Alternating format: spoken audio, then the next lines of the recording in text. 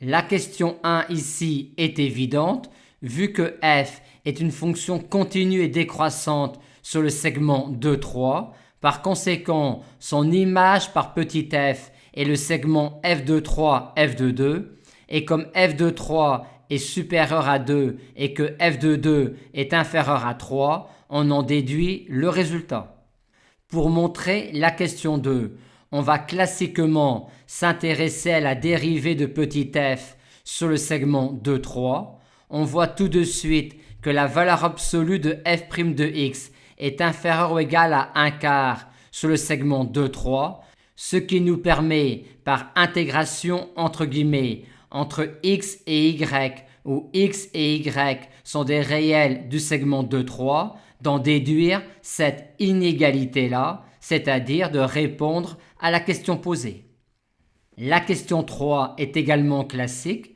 Pour y répondre, il suffit de considérer la fonction g qui a x associé g de x égale f de x moins x et d'étudier ensuite les variations de g sur le segment 2, 3 pour montrer que g s'annule une et une seule fois sur le segment 2, 3.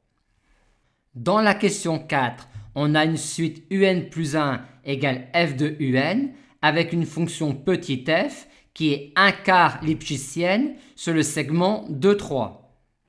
Et pour pouvoir utiliser cet aspect-là de petit f sur le segment 2, 3 dans l'étude de la suite un, encore faut-il déjà montrer que les termes de la suite un sont dans le segment 2, 3. Or, le segment 2, 3 est stable par petit f et U0 appartient au segment 2, 3.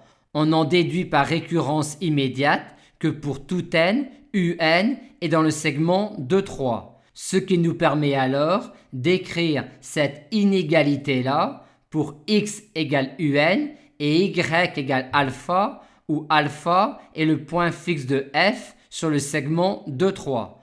On en déduit alors cette inégalité-là sur la suite un.